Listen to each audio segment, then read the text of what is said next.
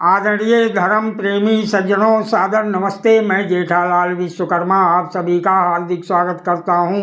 Mahabharat one पर्व अध्याय 11। महर्षि वैशंपायन जी महाराज जन्मेजय जी से आगे कहते हैं, हे राजन जन्मेजय जी।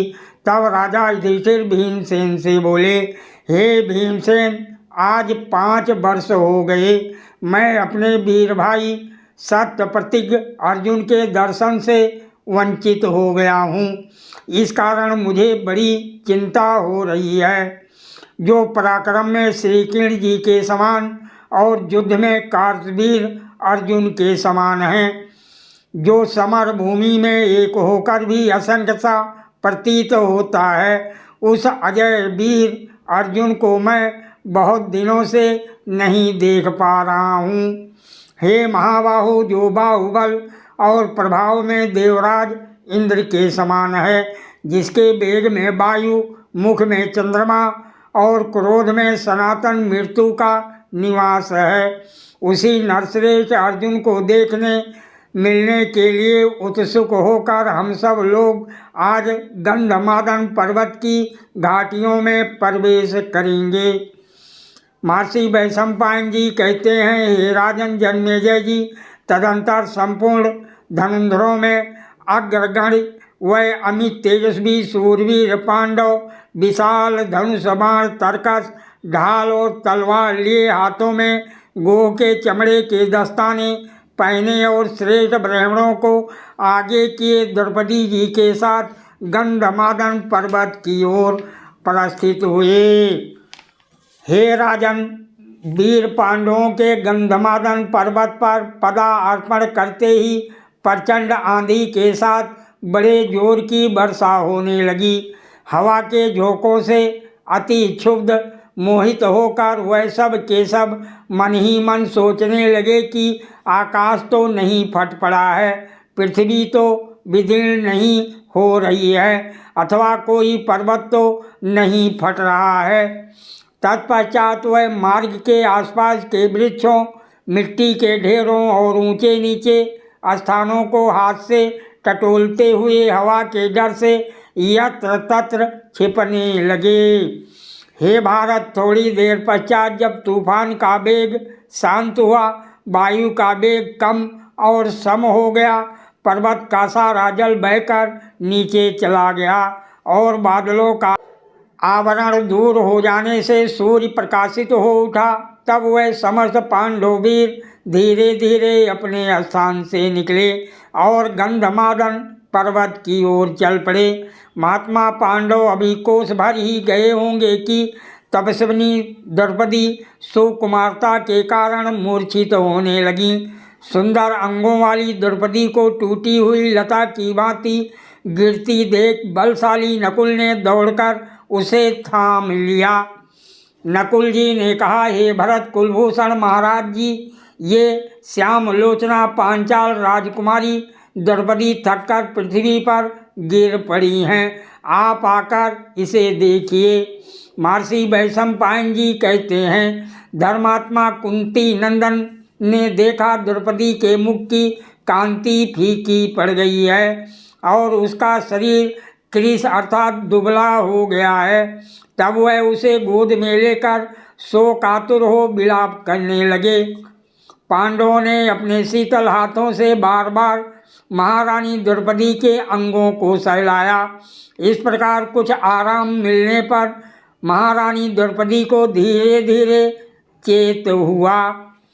फिर कुरुश्रेष्ठ धर्मराज युधिष्ठिर जी ने भी द्रौपदी को बहुत आश्वासन दिया और भीमसेन से इस प्रकार कहा, हे महाबाहु भीमसेन, यहाँ बहुत से ऊंचे नीचे पर्वत हैं, बर्फ के कारण उन पर चलना कठिन है। द्रौपदी उन पर्वतों पर कैसे चल सकेगी? भीमसेन जी ने कहा, हे पुरुष रतन राजन जी, आप चिंता ना करें, मैं स्वयं राजकुमारी द्रौपदी, नकुल, सहदेव और आपको भी ले चलूँगा। हिडम्बा का पुत्र घटोत्कच भी महापराक्रमी है, वो मेरे ही समान बलवान और आकाशचारी है। हे अनग, आपकी आज्ञा होने पर वो हम सबको ले चलेगा। महर्षि वैशंपायन जी कहते हैं, धर्मराज युधिष्ठिर जी की आज्ञा पाकर भीमसेन ने अपने राक्षस पुत्र का स्मरण किया अर्थात बुलवाया। स्मरण करते ही धर्मात्मा घटोत्कच हाथ जोड़े हुए वहाँ उपस्थित हुआ। फिर उसने भयंकर पराक्रमी अपने पिता भीमसेन जी से कहा, हे महाबाहो, आज्ञा दीजिए, मैं आपका सब कार्य अवश्य ही पूरा करूँगा। भीमसेन जी बोले, हे अपराजित हिडम्बा नंदन, तुम्हारी माता द्रौपदी बहुत थक गई हैं। तुम इच्छा अनुसार सर्वत्र जाने में समर्थ हो, अतः इन्हें कंधे पर बैठा कर ले चलो। घटोत्कच बोला, हे तात, मैं अकेला रहूं तो भी धर्मराज युधिष्ठिर, पुरोहित महर्षि धौम, माता द्रौपदी और काका नकुल सहदेव को भी वहन कर सकता हूँ। फिर आज तो मेरे और भी बहुत से संगी साथी विद्यमान हैं, अतः आप लोगों को ले चलना कौन सी बड़ी बात है। महर्षि वैशंपायन जी कहते हैं, ऐसा कहकर पांडवों के मध्य में स्थित वीर घटोत्कच ने द्रौपदी को और दूसरे राक्षसों ने पांडवों को अपने अपने कंधों पर बिठा लिया। इस प्रकार राक्षसों के कंधों पर चढ़े हुए सब लोग अत्यंत रमणीक वनों और उपवनों का अवलोकन करते हुए विशाल बद्री क्षेत्र अर्थात बद्रिका आश्रम की ओर चल पड़े। उन महावेगशाली और तीव्र गति से चलने वाले राक्षसों पर सवार हो वीर पांडवों ने उस विशाल मार्ग को इतनी तीव्रता से पार कर लिया मानो वो बहुत छोटा हो। वो पर्वतीय प्रदेश मत वाले पक्षियों और आगणित वृक्षों से युक्त था। पांडवों ने उत्तम समृद्धि से संपन्न बहुत से प्रदेशों को लांघकर भांति भांति के आश्चर्यजनक दृश्यों से सुशोभित पर्वत श्रेष्ठ कैलाश का दर्शन किया। उसकी सीमा के निकट ही उन्हें नर नारायण का आश्रम दिखाई दिया, जो नित्य फल फूल देने वाले दिव्य वृक्षों से सुशोभित था। वहीं वो विशाल एवं मनोरम बदरी का वृक्ष था, जिसका स्कंद अर्थात तना गोल था। उस बदरी वृक्ष के पास पहुंचकर वह सब महात्मा पांडव उन श्रेष्ठ ब्राह्मणों के साथ राक्षसों के कंधों से धीरे धीरे उतरे। उस वन में सब ओर सुरम वृक्ष दिखाई देते थे, जो विकसित फूलों से युक्त थे। उनकी शाखाएं फलों और बोझ से झुकी हुई थीं। कोकिल पक्षियों से युक्त बहुसंख्यक वृक्षों के कारण उस वन की बड़ी शोभा होती थी।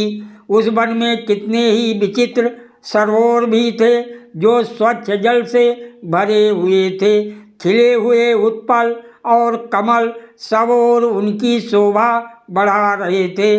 हे राजन जन्मेजय जी, गंधमादन पर्वत पर पवित्र सुगंध से सुवासित सुखदायिनी वायु चल रही थी, जो महारानी द्रौपदी सहित पांडवों को आनंद मगन कर रही थी।